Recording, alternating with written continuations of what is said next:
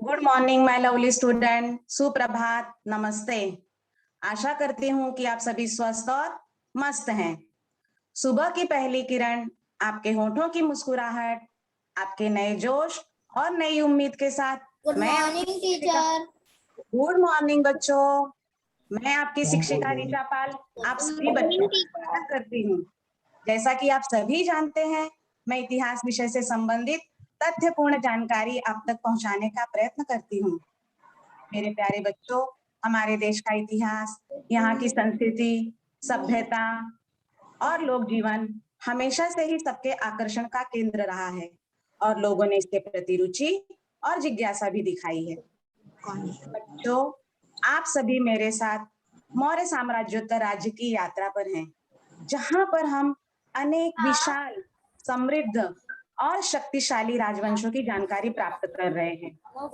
बच्चों, युगों युगों से चला आ रहा भारतीय सभ्यता का प्रवाह आज तक मिट नहीं सका और ना ही मिट सकी हजारों साल पुरानी यहाँ की संस्कृति और सभ्यता। हमारी संस्कृति आज भी विश्वविख्यात है। इसके पीछे अनेक महान प्रतापी योद्धाओं की जीवन गाथा, उनका त्याग और बलिदान है। बच्चों, ये सभी राष्ट्रवीर महान योद्धा भारत के गौरव रक्षक थे। बच्चों, हमें भी अपने जीवन में राष्ट्रहित में अपना योगदान देना चाहिए। बच्चों, जिंदगी की हर सुबह एक नई उम्मीद और नई प्रेरणा लेकर आती है, जिसे हमें चुनौती समझकर स्वीकार करना चाहिए और उस लक्ष्य को पूरा करने के लिए कठिन मेहनत और प्रयास करना चाहिए। तो चलिए देखते हैं हमारा आज का सुविचार, जो हमें पूरा दिन ऊर्जावान और प्रेरणा बनाकर रखे। तो चलिए शुरू करते हैं आज का सुविचार। मैं भी स्क्रीन शेयर करने जा रही हूँ बच्चों।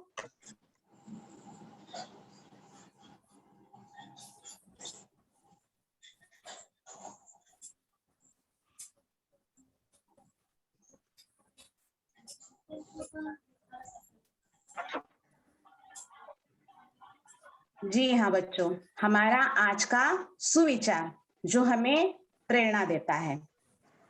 उम्मीद एक ऐसी ऊर्जा है जिससे जिंदगी का कोई भी अंधेरा हिस्सा रोशन किया जा सकता है। हाँ बच्चों, एक छोटे से दिए की रोशनी गहरे अंधेरे को दूर कर देती है। उसी तरह हमारा छोटा सा प्रयास, हमारी सकारात्मक सोच हमारे असफल होने के भय को, निराशा को दूर कर देती है। बच्चों, हम अपने जीवन में जो कार्य करते हैं वह किसी ना किसी विचार की प्रतिक्रिया होती है। विचारों से बनता है व्यवहार और व्यवहार से बनता है चरित्र और चरित्र से बनती है इंसान की पहचान। तो चलिए आज एक ऐसे ही महान योद्धा की जीवन गाथा की जानकारी प्राप्त करते हैं, जिसने अपने व्यवहार और ज्ञान से इतिहास के सुनहरे पन्नों पर अपना इतिहास रचा। जी हाँ बच्चों, कक्षा छठी, विषय इतिहास। आज की दिनांक है 27/10/2021। पाठ 8, मौर्य साम्राज्योत्तर राज्य, जिसके अंतर्गत हम वर्धन राजवंश की जानकारी आज प्राप्त करेंगे और साथ ही साथ पूर्वोत्तर भारत की राजसत्ताएं और युवान स्वांग के बारे में जानकारी प्राप्त करेंगे। जैसा कि आप सभी जानते हैं, मैं हूं आपकी शिक्षिका श्रीमती ऋचा पाल और मेरी शाला का नाम है माणिकलाल मेहता मनपा हिंदी शाला घाटकोपर और मैं एन वार्ड से हूँ। बच्चों, आगे बढ़ते हैं।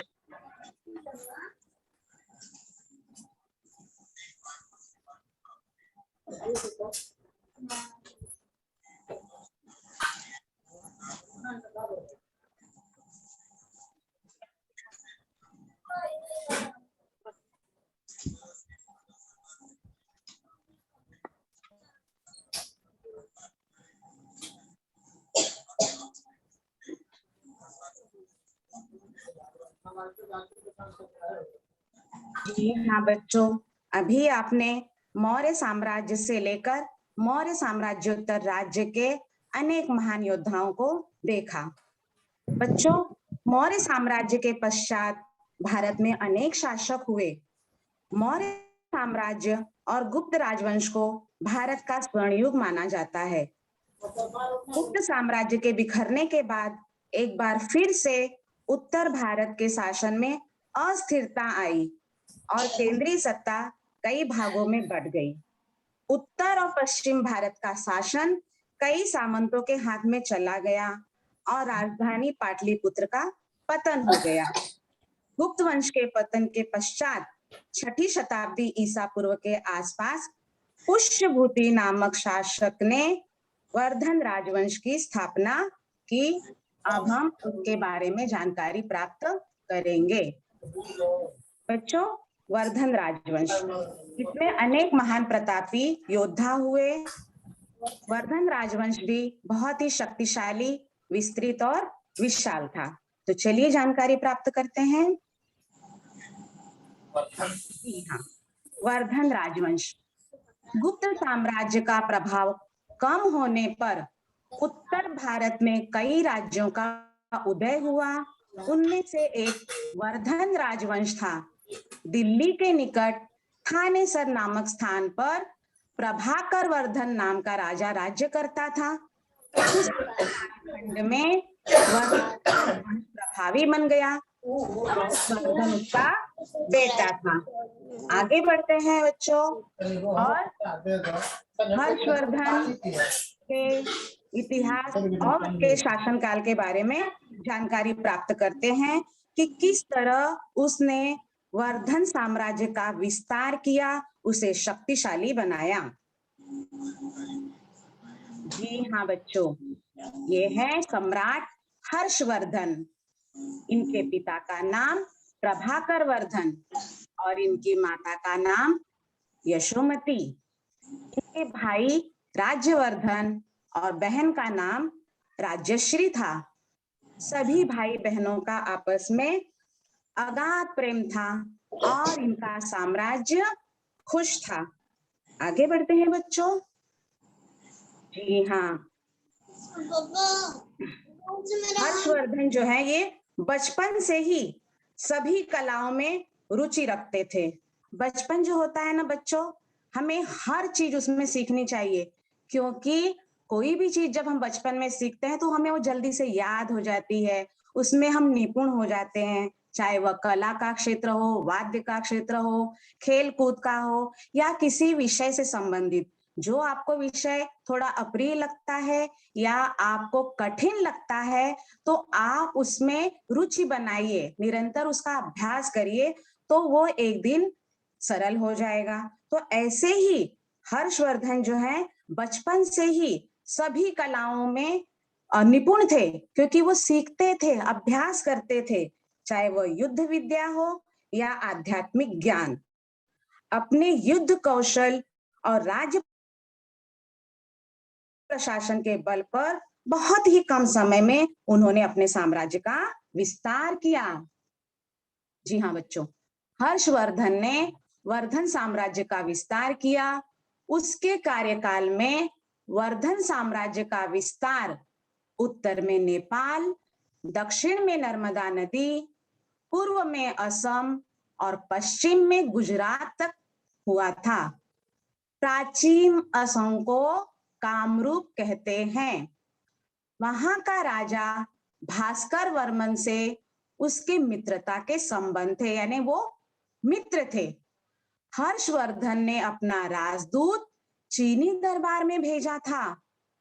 हर्षवर्धन ने चीन के सम्राट के साथ मित्रता के संबंध प्रस्थापित किए थे, क्योंकि देखिए मित्रता जो होती है वह किसी की मोहताज नहीं होती है। अगर आपके विचार मिलते हैं और आपका व्यवहार मिलता है तो मित्रता हो जाती है। मित्रता जो है वो एक दूसरे से सीखने का पर्याय है। मित्र से जो अच्छी चीजें उससे आप सीखिए, आपके पास जो अच्छी चीजें हैं वो अपने मित्र को सिखाइए।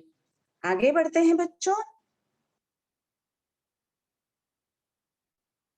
जी हाँ बच्चों, ये है हर्षवर्धन का विशाल, समृद्ध, वैभवशाली साम्राज्य। इस तरह अपने बल और क्षमताओं से सभी सामंतों पर प्रभुता कायम कर उन्हें एक सत्ता के अधीन ला दिया था। हर्षवर्धन ने देश के काफी बड़े भाग में राजनीतिक एकता ला पाने में सफल हुए। आगे बढ़ते हैं बच्चों। उसने अपनी राजधानी कन्नौज में प्रस्थापित की। उसके कार्यकाल में व्यापार में समृद्धि हुई, यानी व्यापार बहुत बढ़ गया। हर्षवर्धन राज्य की आय का बहुत बड़ा हिस्सा प्रजा के हितों के लिए उपयोग में लाता था। प्रत्येक 5 वर्षों में वह अपनी संपूर्ण संपत्ति प्रजा में दान कर देता था। जैसा कि बच्चों मैं हमेशा आपको बताती हूँ, राजा वही सफल है या राजा वही श्रेष्ठ है जो अपनी प्रजा का ख्याल रखता है, अपने राज्य की सुरक्षा रखता है। तो हर्षवर्धन जो है उन्होंने जितने भी कार्य किए सभी प्रजा के हित में किए। प्रजा जो थी वह बहुत सुखी थी। प्राचीन समय से ही बच्चों भारत और चीन के बीच में व्यापारिक और सांस्कृतिक संबंध थे।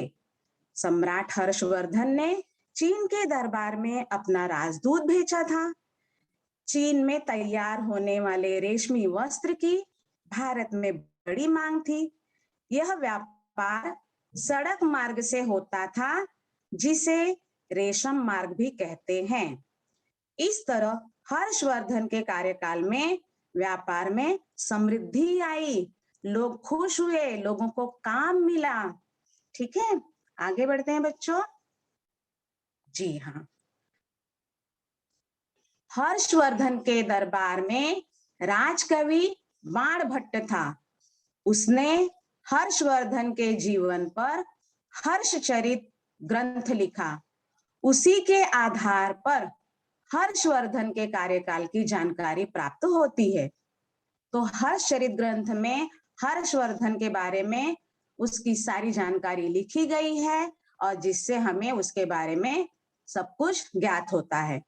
हर्षवर्धन ने बौद्ध धर्म का स्वीकार किया था। उसने अन्य धर्मों को भी उदार प्रश्रय दिया था। ठीक है बच्चों, हर्षवर्धन ने अपने साम्राज्य को, अपनी प्रजा को एक सशक्त और सुरक्षित शासन दिया। सभी धर्मों के प्रति उदार नीति अपनाई। प्रति 5 वर्षों में वह सर्वस्व यानी सब कुछ प्रजा में दान कर देता था।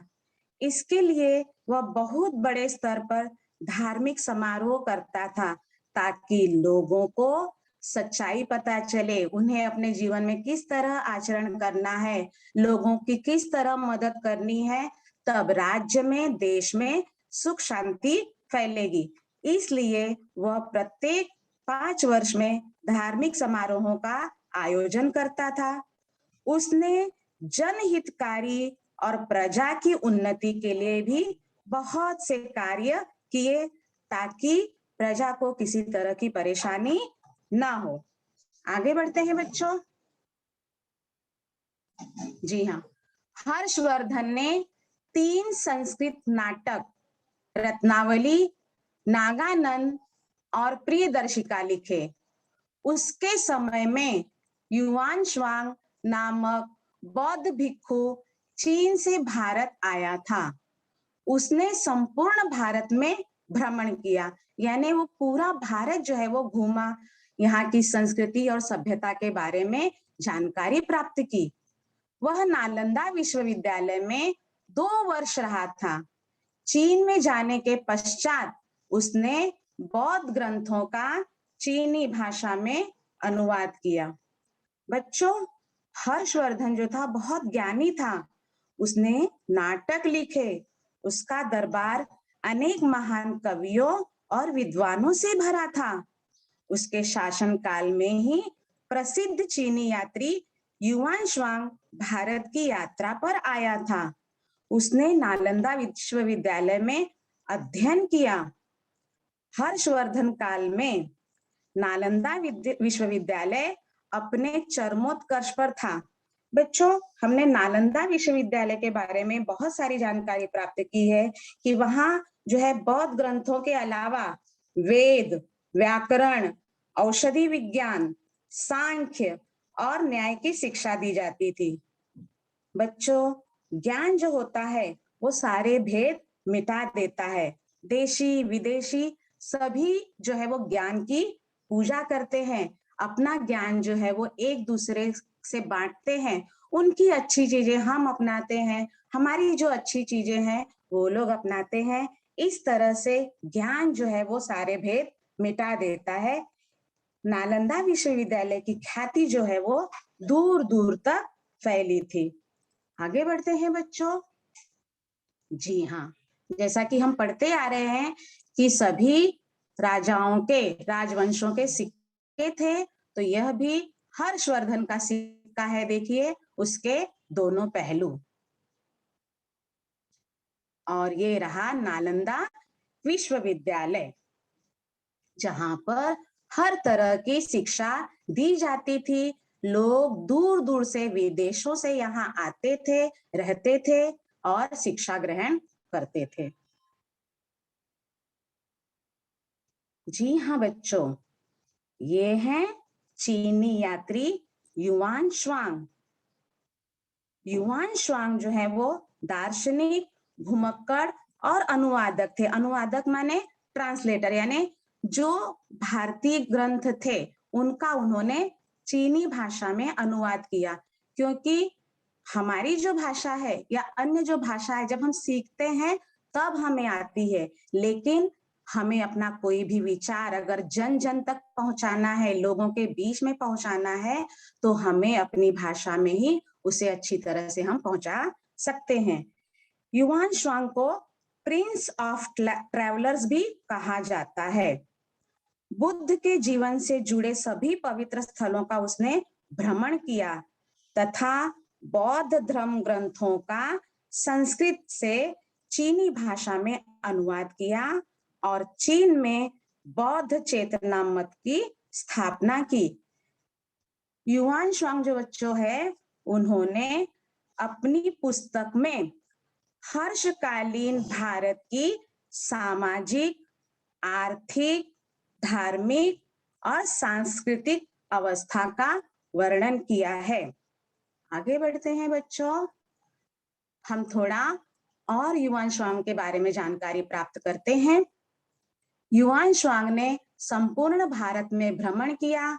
उसने महाराष्ट्र के लोगों के बारे में बड़े गौरवपूर्ण शब्द कहे हैं। वह कहता है, महाराष्ट्र के लोग स्वाभिमानी हैं। उन पर कोई उपकार करे तो वे सदैव उस उपकार को याद रखते हैं, परंतु यदि कोई उनका अपमान करे तो वे उसे छोड़ते नहीं हैं। अपने प्राणों की परवाह न कर वे संकटग्रस्तों की सहायता करते हैं, शरणागत के साथ विश्वासघात नहीं करते हैं। तो ऐसा हमारा स्वाभिमानी महाराष्ट्र है जिसका वर्णन युआन शुआंग ने किया है। आगे बढ़ते हैं बच्चों। जी हाँ, पूर्वोत्तर भारत की राजसत्ताएं। पूर्वोत्तर भारत के मणिपुर प्रदेश की उलुपी राजकन्या का विवाह अर्जुन के साथ हुआ था। यह कथा महाभारत में उल्लिखित है। ईस्वी सन 4वीं शताब्दी में कामरूप राज्य का उदय हुआ। पुष्यवर्मन कामरूप राज्य का संस्थापक था। इसका उल्लेख इलाहाबाद में समुद्रगुप्त द्वारा निर्मित स्तंभ लेख में मिलता है। कामरूप राजाओं के अनेक उकेरे हुए लेख पाए जाते हैं। बच्चों, आप सभी ने समुद्रगुप्त का पराक्रम तथा विजय गाथा प्रयाग प्रशस्ति या इलाहाबाद प्रशस्ति के रूप में पढ़ी और जो कि विश्व विख्यात है। जो प्राचीन शिलालेख और स्तंभालेख है, उनमें इस तरह अनेक ऐतिहासिक घटनाओं को उकेरा गया है। आगे बढ़ते हैं बच्चों। महाभारत और रामायण महाकाव्यों में कामरूप का उल्लेख प्रागज्योतिष नाम से हुआ है। प्रागज्योतिषपुर उस राज्य की राजधानी थी। प्रागज्योतिषपुर से तात्पर्य वर्तमान असम राज्य के गुवाहाटी शहर से है। पेरिपल्स ऑफ द एरिस्ट्रियन सी पुस्तक में उसका उल्लेख किरहादिया अर्थात किरात लोगों का प्रदेश रूप में किया गया है। आगे बढ़ते हैं बच्चों। कामरूप राज्य का विस्तार ब्रह्मपुत्र नदी की घाटी, भूटान, बंगाल के कुरुक्षेत्र और बिहार के कुछ हिस्से में हुआ था। पूर्वोत्तर भारत के कामरूप राज्य में युआन शुआंग गया था। उस समय भास्कर वर्मन वहां का राजा था। बच्चों, इस पाठ में हमने मौर्योत्तर कालखंड में उत्तर भारत और वहां की विभिन्न राजसत्ताओं का परिचय प्राप्त किया। साथ ही हमने यह भी देखा कि उस समय पूर्वोत्तर भारत में क्या परिस्थिति थी। अगले पाठ में हम समकालीन दक्षिण भारत की राजसत्ताओं का परिचय प्राप्त करेंगे। तो इस तरह इतिहास में बच्चों हर्षवर्धन को अंतिम सम्राट यानी आखिरी सम्राट कहा जाता है, क्योंकि उसके बाद कोई भी शासक उत्तर भारत को संगठित नहीं कर पाया। अंतिम शासक होने के कारण हर्षवर्धन की और उसके द्वारा किए गए कार्यों की विशेष महत्ता है। आगे बढ़ते हैं बच्चों। जी हाँ, क्या तुम जानते हो भारतीय परंपरा के अनुसार प्राचीन समय में कश्मीर का नाम कश्यपपुर था। यूनानी इतिहासकारों ने कश्यपपुर का उल्लेख कैस्पिरास, कैस्पेटिरोप और कैस्पेरिया के रूप में किया है। महाभारत के समय में वहां कंबोज राजवंश के राजा राज्य करते थे। सम्राट अशोक के कार्यकाल में कश्मीर मौर्य साम्राज्य में विलीन हुआ था। ईस्वी सन 7वीं शताब्दी में कश्मीर में करकोट राजवंश का राज्य था। कल्हड़ ने अपने राजतरंगिणी ग्रंथ में इसकी जानकारी दी है। तो इस तरह बच्चों हमने मौर्य साम्राज्योत्तर राज्य में आज राज्यवर्धन और वर्धन राजवंश के साम्राज्य और उसके विस्तार और किए गए कार्यों की जानकारी प्राप्त की। इसी आधार पर मैंने आप लोगों को गृह कार्य दिया है, उसे देख। जी हाँ बच्चों, ये आपका गृह कार्य है। इसका आप लोग स्क्रीनशॉट ले लीजिए और इसके जो भी खाली जगह हैं, एक वाक्य में उत्तर हैं, उसे पुस्तक पढ़कर पूरा करिए, अपने ग्रुप पर डालिए और जो बच्चे ऑनलाइन नहीं आ पाए उन्हें भी बताइए। आगे बढ़ते हैं बच्चों, मैं भी क्लास में आती हूँ और हम लोग थोड़ा क्लास में बात करते हैं।